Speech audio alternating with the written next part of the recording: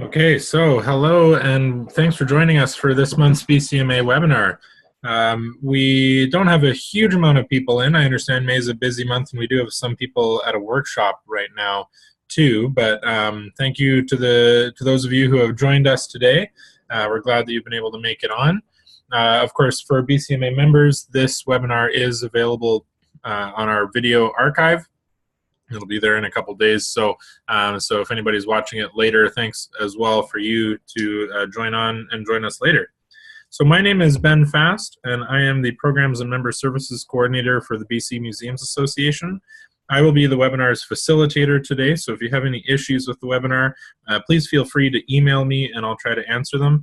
You can also drop questions into the Q&A box, which I'll go through in a bit.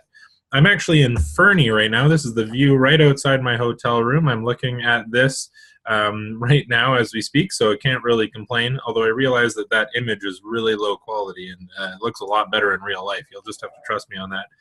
I'm here in Fernie attending the Fernie Museum's Collection Management for Community Museum Workshop Series, and there's about 13 people who have driven in from around BC to take part in this. Looks like a really cool group, and we're learning a lot already today. So I'm actually just stepping out of the workshop for an hour to do this right now.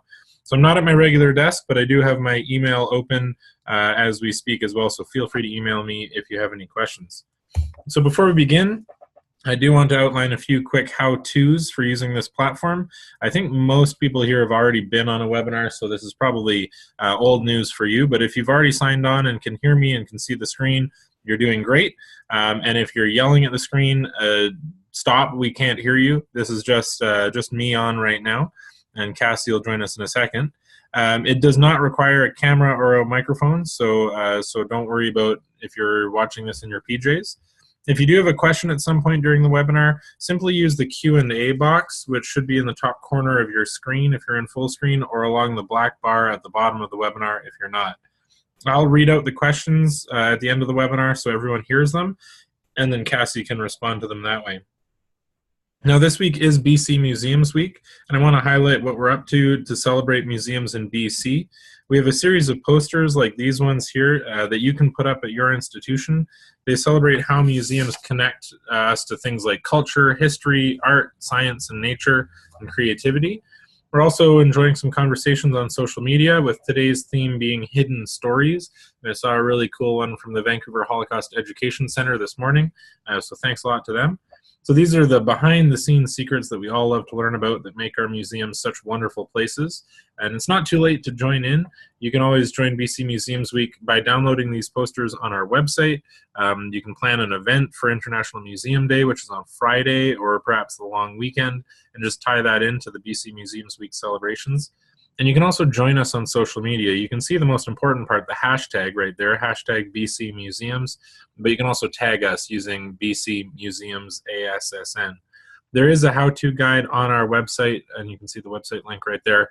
The how-to guide gives you the themes for the days, each of the social media themes, as well as some advocacy tools and ways that you can tie BC Museums Week into your events if you're doing any. But that's all I'll mention for that right now, because we do want to get on with the webinar itself. This month's presenter is Cassie Holcomb. Cassie is actually presenting her second webinar for us. She stepped in sort of at the last minute, so I really appreciate Cassie doing that. Cassie studied biology at the University of Victoria, then took her love of science to the Center of the Universe. Now, the Center of the Universe, if you're from Ontario, is not Toronto. It's actually an astronomy facility just in the outskirts of Victoria. And she developed and delivered science programs to kids of all ages while she was there. Since then, she has been working in the nonprofit sector in the areas of membership development, communications, engagement, and fundraising, and is currently the Manager of Engagement and Development at the Bateman Foundation. And so, Cassie, I welcome you to the webinar, and I welcome you to get started. So thanks for joining us. Awesome. Thanks so much, Ben. Thanks for having me back. I really appreciate it. It's always really a great time to interact with other people around the province who are in the same field as us. So hopefully I can share a little bit of my background and talk about today's topic, which is identifying the language of your organization. kind of a different topic, but all of us out there probably have different things for our organizations that we talk about and that we identify as our language. And we may not have sat down and actually looked at what the language of our organization is, but I'm sure there's different phrases, topics, words that you use. And hopefully this webinar will help you identify a bit of that.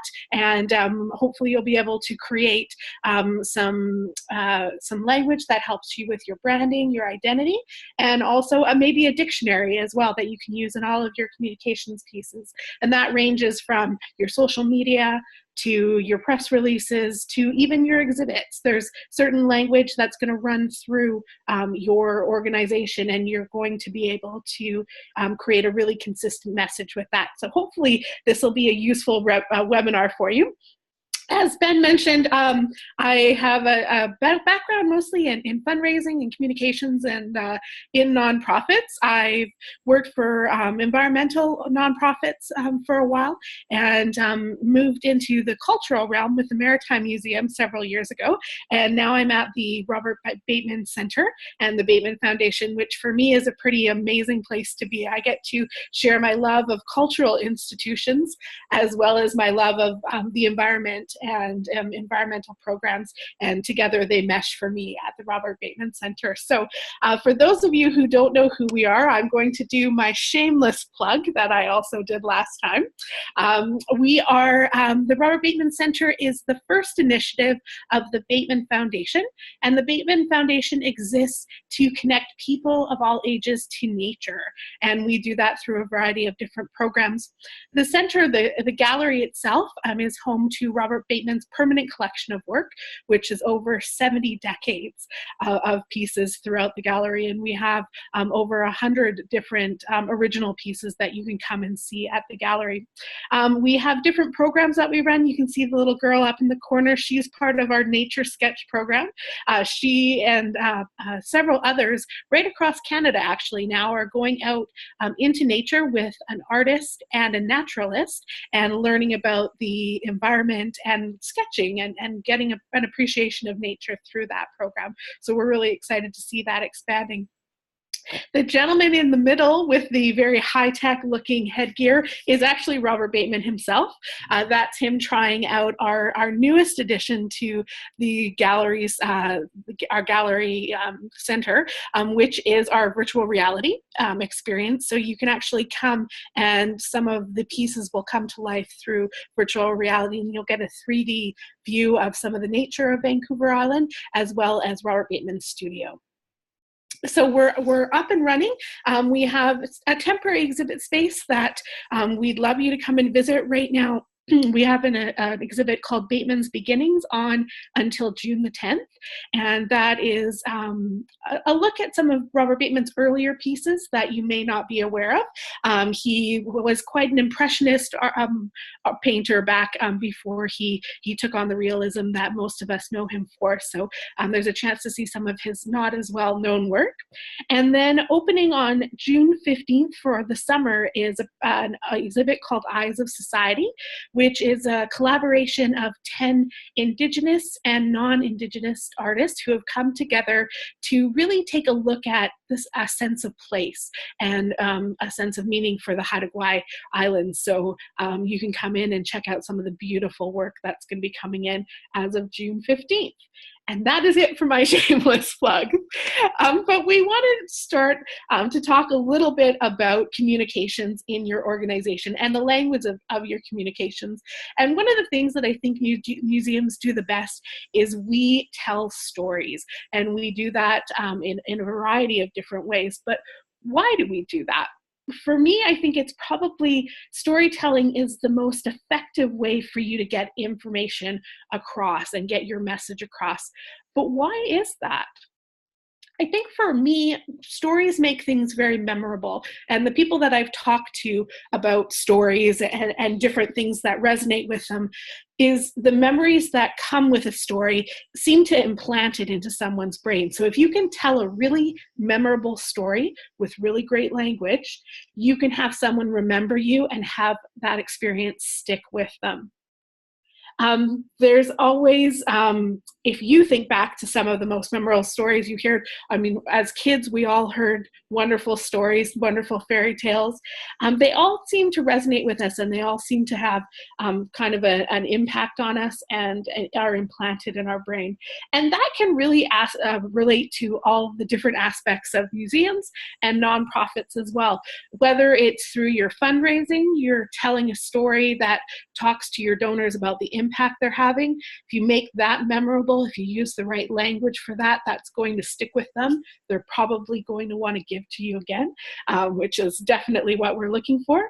You can also use that in your exhibits. I know there was a great webinar with Tim Willis not that long ago, and talked about exhibits and how you can tell your story in that as well. So, and even your communications, even a small tiny piece on social media, if you tell your story correctly, you're going to have an impact on the people that are looking at it. So there's definitely, we want to be telling our story, but what are the building blocks of that? That's where your language comes in. Oops, there we go. And so what you want to do is start looking at the language of your organization. What is the language? The storytelling is made up of these common words and phrases that you use. And if you start to really look, you'll notice that your organization will have a common language. If you look around, there'll be certain sayings that you'll use over and over and over. There might be words that you use to describe yourself, describe your brand. And what hopefully we're going to do today is I'm going to give you a couple of tools that you can take back to your organization in order to take a look, start taking a look at your language and build that dictionary, build that group of words that you're going to be able to use in your communications. And hopefully that will be better for helping you tell more effective stories as you move along. So the language, it's, as I mentioned, you should have a common language. It's just about finding it. And the language is really the way we talk about ourselves and different words and phrases that we use to describe ourselves. But why is that important? Why is it important for us to have a common language for our organization? Well, there's quite a few different reasons that will help you understand why we do need to have a common language. The first one is, with a common language, all of your members of your organization are going to be able to understand your expectations. So making sure that you're talking to people in the same way is going to allow everybody to understand what you're wanting, what you're meaning, and put everybody on the same page. You probably, like me, I'm terrible at languages, other languages other than English. And I've traveled around the world, many different places, and we've all had those experiences where you're trying to communicate with someone and they're just not speaking the same language of you, and it can get quite frustrating. What we forget sometimes is that same experience can happen when you're speaking the same language. Sometimes you're just not connecting with someone, and by making sure that you have a set organizational language, all of your members can understand what's going on. It also minimizes your misunderstandings. It's very easy if you're not speaking the same language, if you're not using the same words. Sometimes misunderstandings can arise, and those can be costly. They can cost you actual money. They can cost you in the culture of your organization. So it's definitely something that you want to do to keep your misunderstandings at a minimum. The other great thing about building a common language, your customers and your stakeholders will always hear consistency through the organization. It can be quite confusing for a stakeholder or a customer to come in and hear something from one person in an organization, and then you hear something a little different from somebody else in an organization. It can create confusion. And with that, your stakeholders, maybe even your funders, can walk if they're being too confused. So you definitely want to create that consistency. It can also enhance the image of your organization. Knowing who you are, having a strong sense of your brand can help you promote yourself to really everyone, to the entire world out there, and through all of your communication channels. Knowing who you are on social media right now is a really huge thing, and to have that strong sense of brand and the language that goes with that helps boost your image.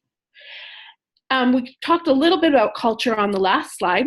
Employees, staff, and volunteers gain a sense of identity and belonging.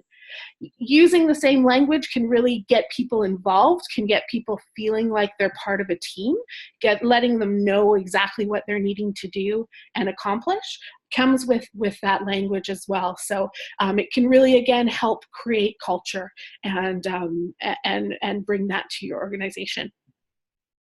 Also, your common language can provide a shorthand, and it can help you with effective internal communications. Again, just putting everybody on the same page. Everybody knows what's going on. You don't have to have a huge, long email to explain one thing. Everybody knows what's happening. Everyone knows when a certain phrase is said, that's really important, and this needs to be done.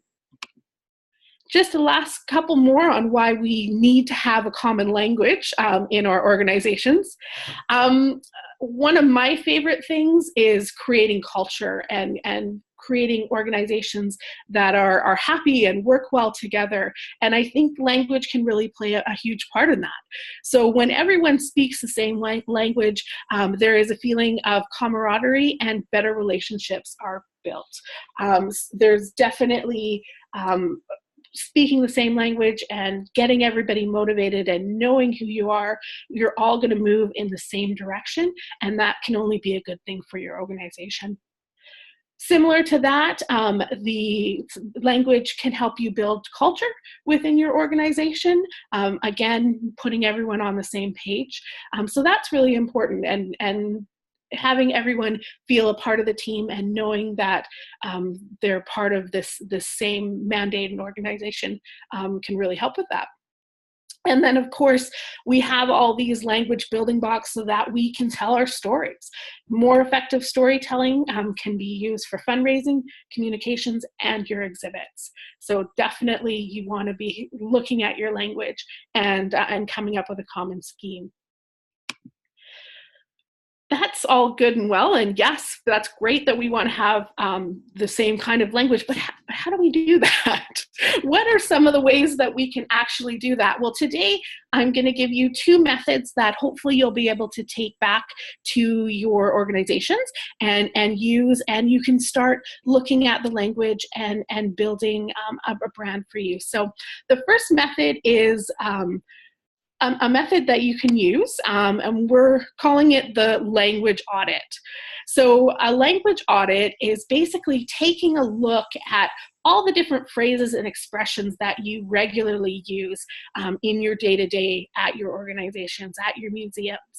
So you want to start taking a look, and you'll hear, once you kind of get it in your head that this is what you're trying to find out, you'll start to hear that certain things are used over and over and over again. And those are the phrases that you want to write down because they're used regularly. They're already part of the language that your organization is using.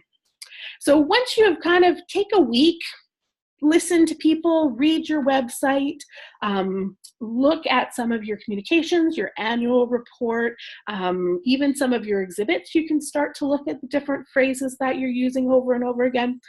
And you want to look at them and you want to ask, what kind of permissions do you think they invoke? What do they make people feel? How do they make people involved with your organization? Looking at them, ask yourself, are there behaviors that either your employees, your volunteers, or your clients might take when you hear them? Are there different assumptions that people are making with them? Give you a little bit of an example.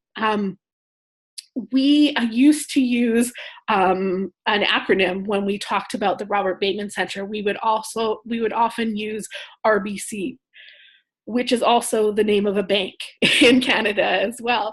And we took it for granted when I first started at the center that we would use RBC in a lot of our publications.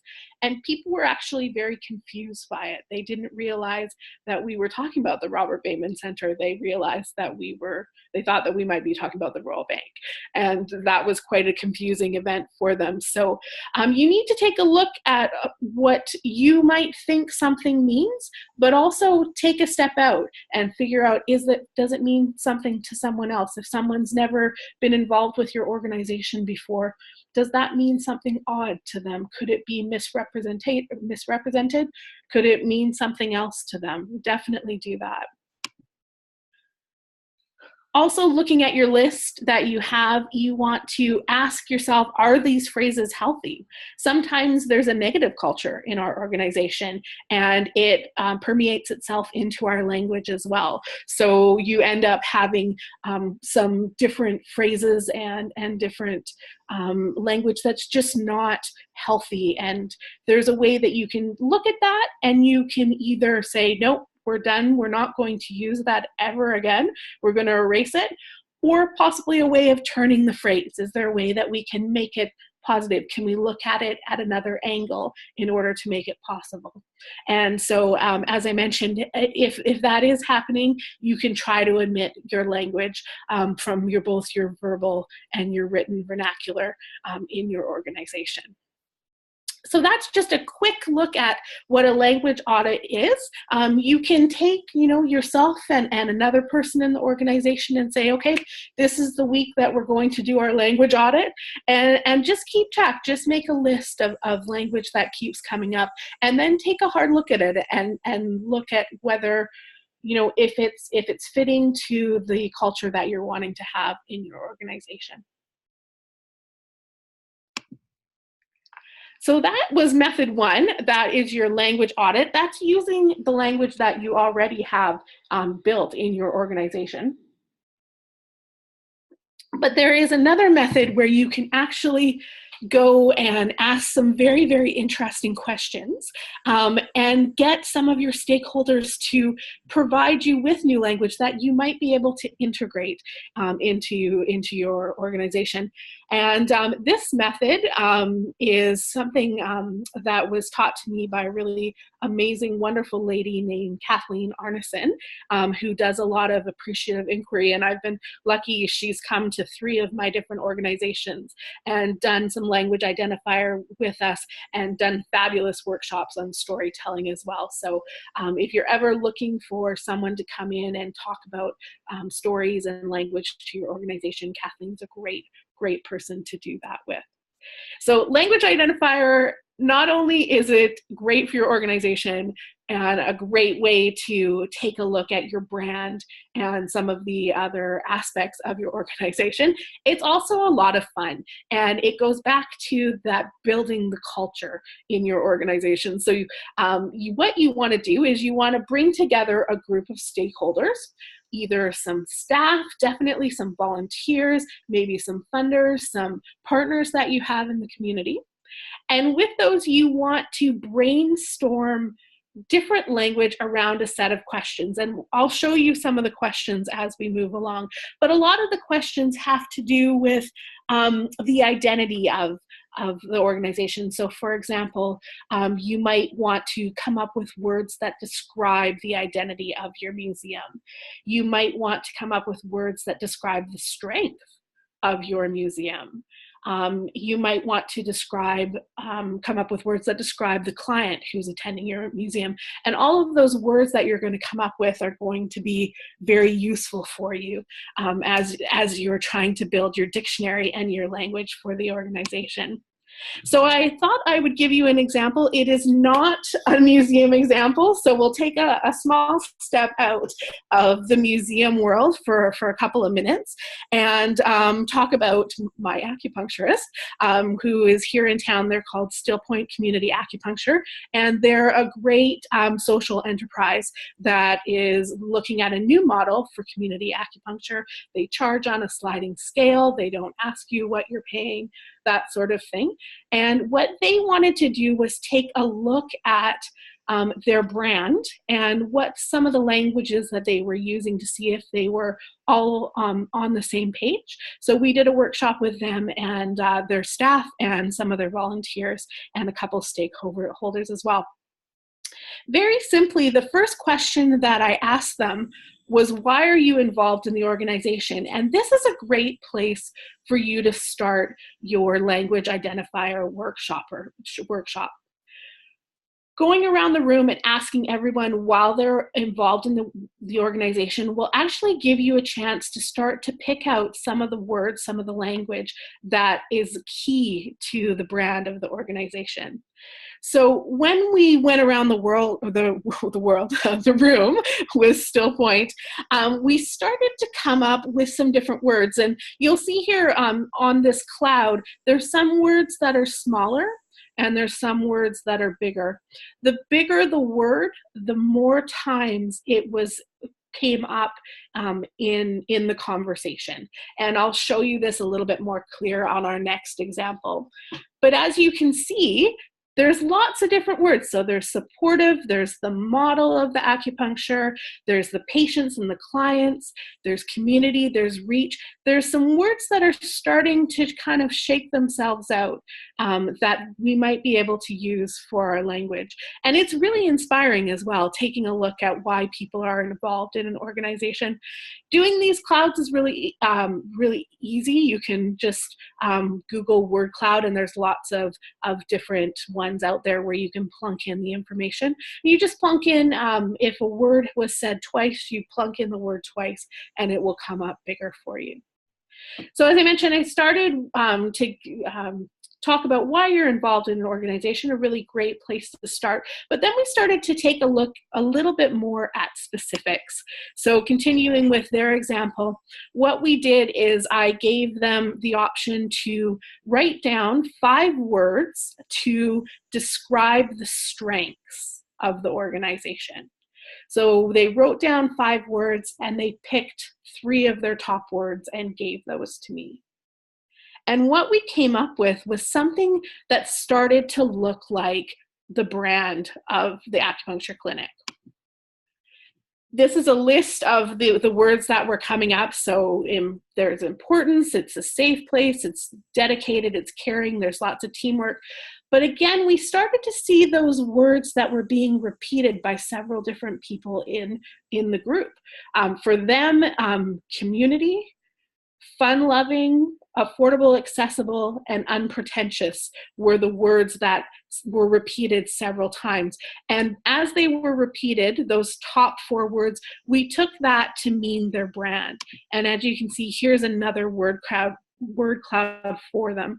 So what we were able to do was take those words and move it into a brand. So the identity of Still Point is their brand. So their brand is they are an unpretentious and fun-loving group of individuals providing an affordable service in a community setting. And you can do something very simple like that as well. If you take a look at some of the words that are coming up when you do your language identifier, you can form them into a brand. And that brand will help set the tone, again, for all of your communications.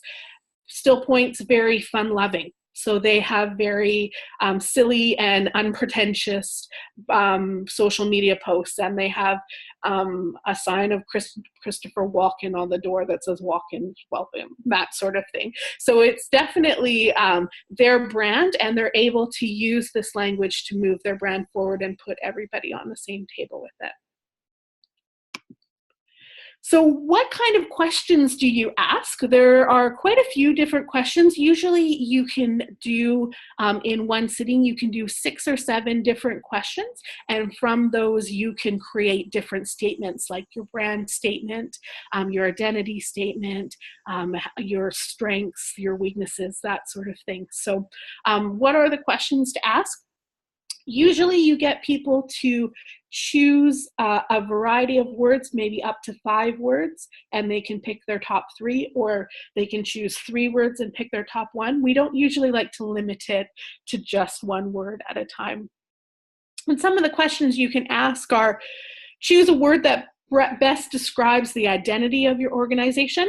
That will lead to your brand. That's similar to the brand statement that I just showed you earlier on. You can choose words that describe the strength of your organization. That's a great one. That shows you what you want to put forward to each other. Knowing what your strengths are as a museum or as an organization are always great to help tell your funders and your donors. It also will lead you to picking projects as well. If you know that your strengths are traveling exhibits and interpretation, that might help you decide what different projects you're going to take on. Maybe you're not going to take on the restoration of a boat or something like that. So it's definitely helpful to know where your strengths are.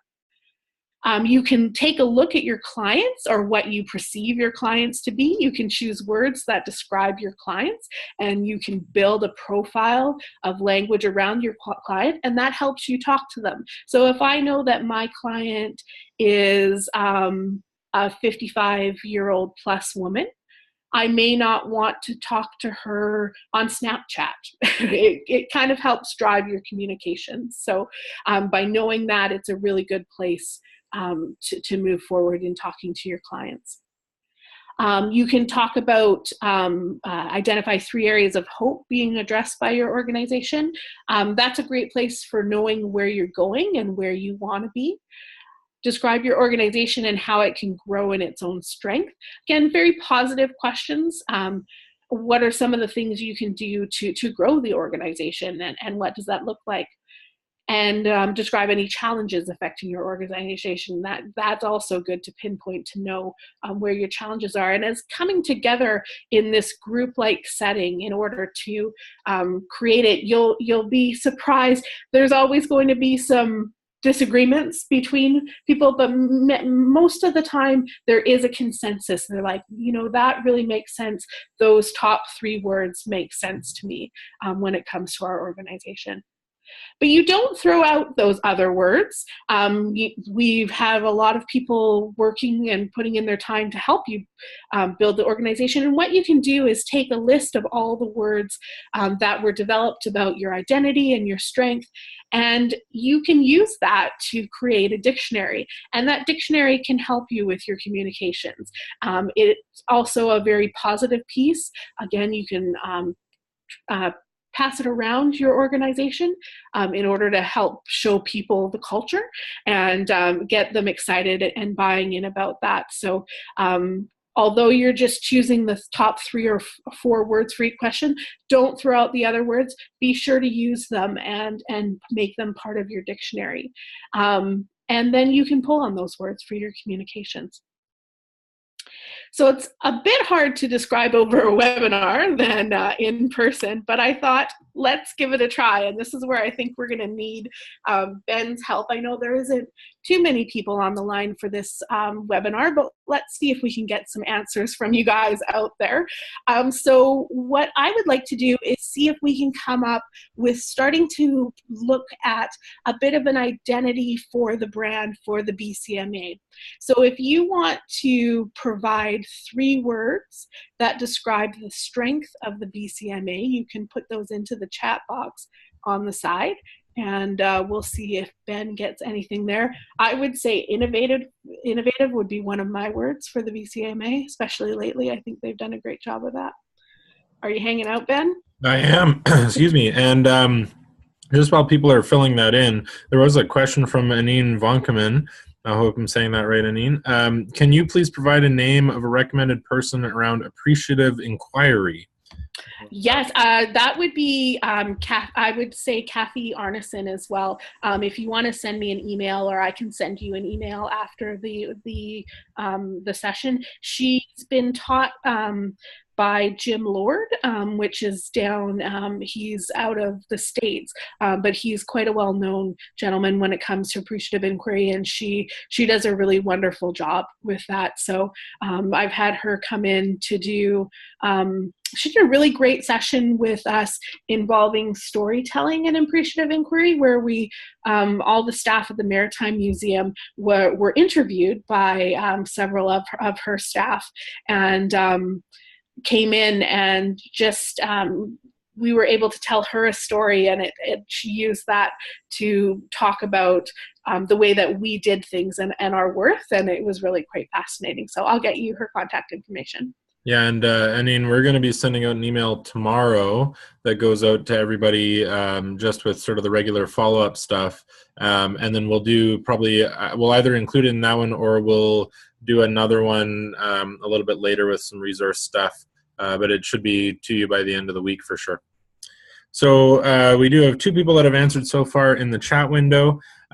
Terry, the 3 words that Terry used were networking, educational, and professional. And then from Anine, we have expertise, innovation, and connection. Excellent. So you're starting to see there are some similarities in these. We have networking and connection, although they're different, they're similar word. They talk about the connectiveness between the people, between us. Innovation we had twice, so that would be one of the words. And then we also had education as well. So you could take those words and you can take to kind of brand a statement that the BCMA is an educational institution using innovative methods to network and connect the museums of British Columbia. Would that be something? Well, and I'm just pulling up, just because I actually have it on my table right here next to me. Well, let me see if I can find it. The actual the wording that we have in our sort of about section. I'm just reading through it really quick to find. Oh yeah, so here we go. This is in our sort of about the organization thing. We are a provincially incorporated nonprofit society and a registered charity that works to create a bright future for BC's museum, gallery, and heritage sector through, and here they are, networking, advocacy, innovation, and professional development. So you can see that we've done some of that sort of work to try to get those words into our language, and that was part of the work that we did in defining that, I believe.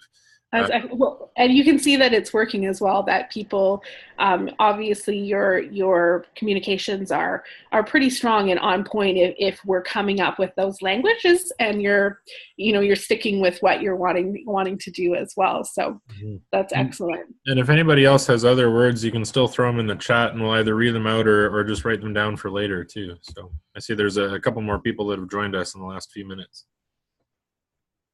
Excellent. Unfortunately, just as people are joining us, we're kind of heading to the end of this and to the question period as well. So my conclusion is, don't forget that language touches everything. Don't ignore your language. Make sure that you're taking care of it. Make sure you're doing either a language audit or a language identifier to understand what your language is currently saying or what may need to be added to your language in order to enhance your brand. And you can easily develop a language for your organization that will aid with both internal and external communications. It's just a matter of taking the time, not ignoring it, and taking a look at it and writing it down. And I think it's, as I mentioned before, it's not only a great way to enhance your communications, it's also a great way to build your culture at your organization as well. And I think we all want to see that. So I know we went fairly quickly. Did anybody have any questions? I know we answered the one about the appreciative inquiry. And you can use either the Q&A box or the chat window. Either one I can pull up. So feel free to ask Cassie questions. We got a bit of time here. If you do have questions, this is a great opportunity.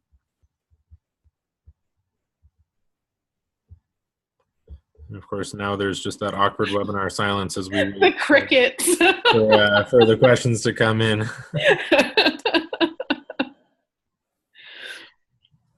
And I mean, I guess I could start off with a question here for you, Cassie. Sure. Just in terms of this sort of use of language and use of sort of defining the language of our organization. Mm-hmm.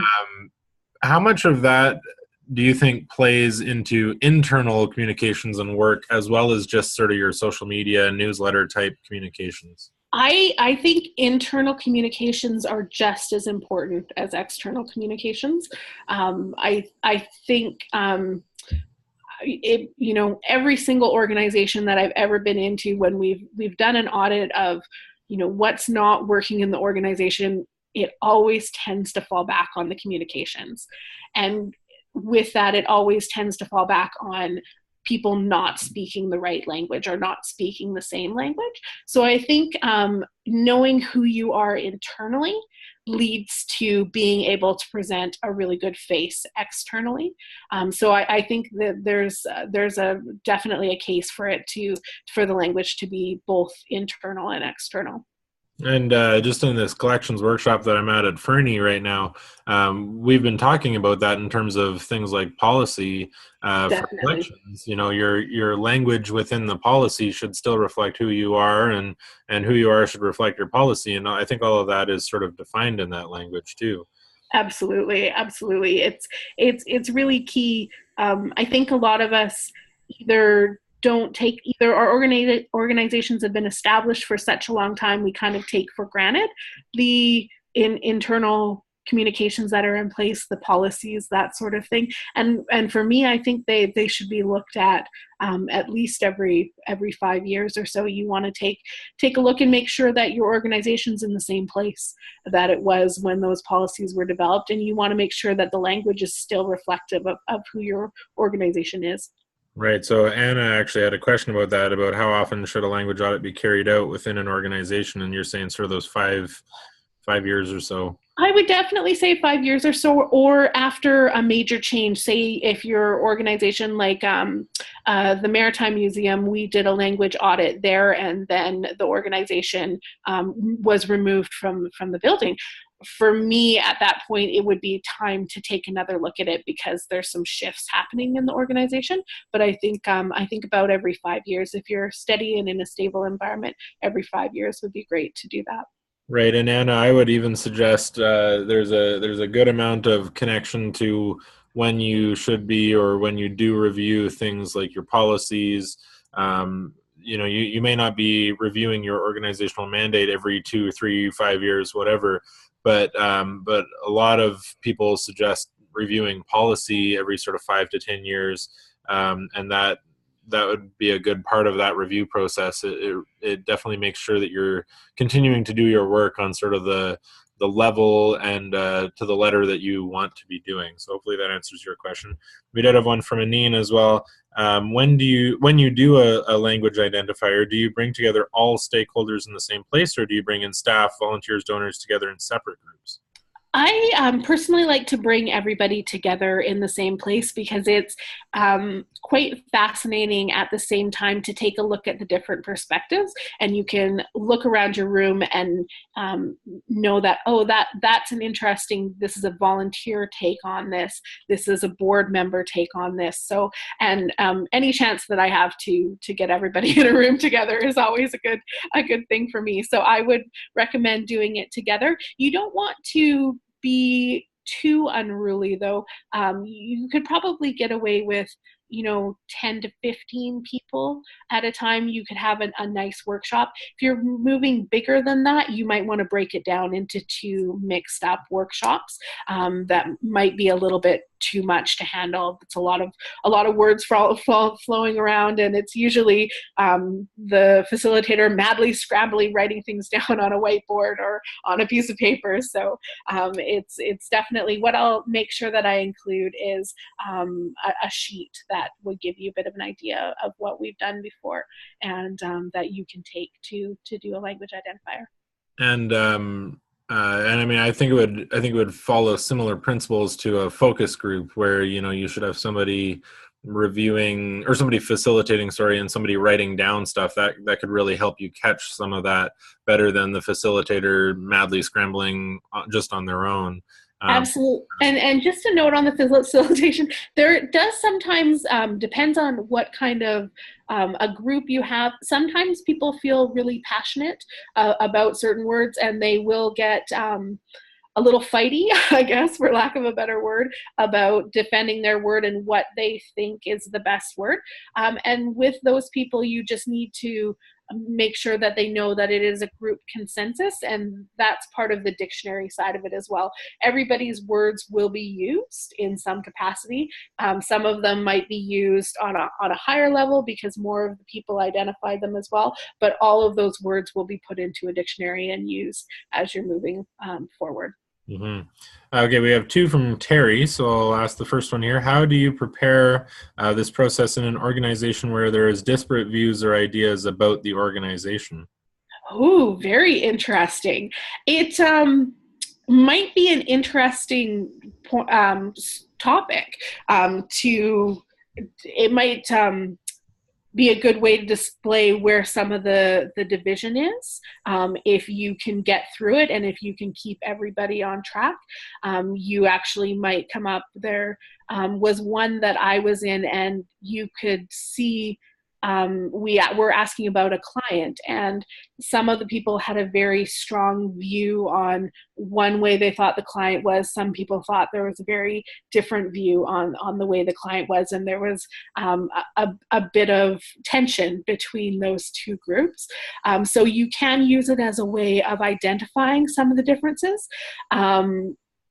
Or you could use it as a way of solidifying. So if you did want to go through a missioning and vision branding session ahead of time, and say, this is our new vision, this is what we're looking at, then you could go in and do a language identifier underneath and try to create some of the language around that. It really is up to you and what you think would work best for your organization.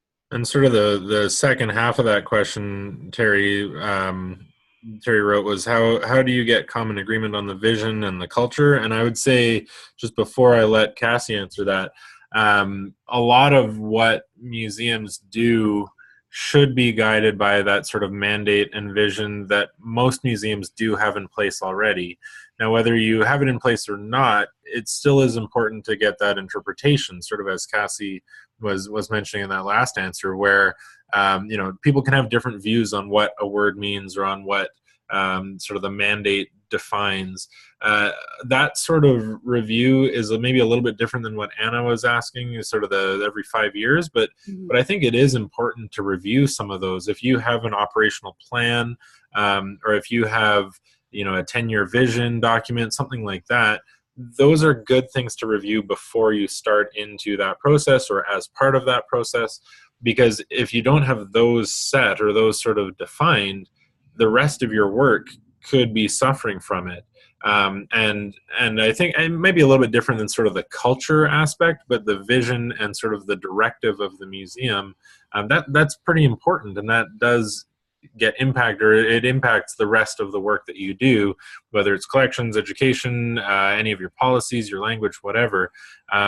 One thing that I would recommend, and that I've seen some museums and other organizations do, is bring in a facilitator, an expert, a consultant, somebody to do that. I mean, Cassie's mentioned a few people, but Tim Willis is a good example of somebody who's done that in the past. There's probably dozens of people in your community that will do that, and they have experienced sort of being that outside person, walking you through figuring out what that definition is, or figuring out what the words you should use are. So if it's more than just the language element, if it's actually the sort of the core being of your organization, you might want to just look for some outside help with getting that sorted, because that will help you understand how to get that buy-in, how to get that consensus, and sort of move on from there. So that's my 2 cents. But Cassie, do you have anything else you want to? No, I would definitely agree with you, Ben. I think a lot of times when it comes to our vision and our mission, we want to do it internally, whether it's for cost reasons or whether we think that doing it internally will know us better. And I do think that it's worth it sometimes to step out and hire that facilitator to help. It's somebody with an outside perspective can really come and drive the process and make sure that everyone's kind of falling in line and you're getting the vision and the mission that you need out of it. So. Mm-hmm. Is there any other questions out there? I don't see any new ones. A little comment from I think it's from Anine. I don't know. I see AN. I need to move my thing over. Yes, an Ian. There we go. Common agreement might also be reached if everyone feels they've been involved, and that's true as well. Correct. Absolutely. You want to make sure you're taking into account the different personality types. There's always going to be those that are a little bit more extroverted and more chatty, and you never want to let them take over your session. Everyone needs to feel that they've equally contributed and that they've had a say in it as well. So as a facilitator for this kind of talk, I usually drive it. I usually say, Jean-Paul, tell me what you think, and Dory, you're next, kind of thing. So definitely make sure that everyone's being involved and no one's being left behind or ignored. And a good facilitator can probably do that better than sort of you or your staff can do it, because they're trained at doing that. And so that's the other advantage of working with somebody like that, is they'll know the different ways that they can make sure sort of everybody, regardless of personality type or interoffice politics, they'll know the way to get those people to contribute in their own way so that they can contribute better. The other thing is too, a lot of people have commented about cost or about the time of using somebody like that. They actually do it faster than you do, and even if it may be a little bit more cost per hour of the person, they spend fewer hours than what you're going to end up doing long term. And so that's another benefit of looking externally for that. So I don't see any other questions. If you do, get them in now, but what I'm going to do is I'm going to move over to my slides again. So I do want to thank Cassie very much for joining us again. It's been great to hear your expertise on another topic, and great to have you back as a BCMA webinar presenter. I hope that everybody on here has enjoyed the presentation, and if you do have any further questions, please send them to us. My email is on the screen there, bfast@museumsassn.bc.ca, and I can pass them on to Cassie. I'll also, Cassie, if it's okay, I think you already had your email out there. I'll include that in the follow-up email to everybody as well. And I do want to point out that our next month's webinar is on June 19th, and it'll be by Natalie McFarland from Haida Gwaii Museum. But I don't have a title to share with you yet, so I'm still waiting just to get that. And as soon as I get that, hopefully by the end of the week, we'll have tickets open. So you can go to our website and find those tickets just like you did this time. We'll also throw them out through all of our regular communications channels. I will also say that we do still have a couple spots left for 2018. We're looking at the fall and sort of late or early winter, September, October, and November. We don't do a webinar in December, so if you do want to get a webinar in 2018, you're interested in sharing something from your own museum experience or a skill or something like that, please do get in touch with us. There is the proposal form on our website. Under the education tab, you'll find the webinar section, and you can submit your own webinar proposal there. I will send out an email. Like I said, it'll go out tomorrow. It goes out with a link to a follow-up survey form. We do really appreciate people giving their feedback. It just helps us prepare better webinars each time, good topics, and sort of fixes any problems that we may have had through that as well. And if you are a BCMA member, you can see this webinar and all our previous webinars in our webinar archive, which is available on our member portal. So you can log in to that from our website. If you're not a member, we will try to get a special workspace open for you. This is sort of still our first or second time trying this, so we're trying to create a space where you can log in and see that information in this recorded webinar as well. So with that, I think I've covered all of my bases. And if there are no more questions, I'm just going to do a quick double check in the chat window. I don't think we had any other ones. So thank you, everybody, for joining us. And thank you again, Cassie. And we'll see you all next month. Thanks, Ben.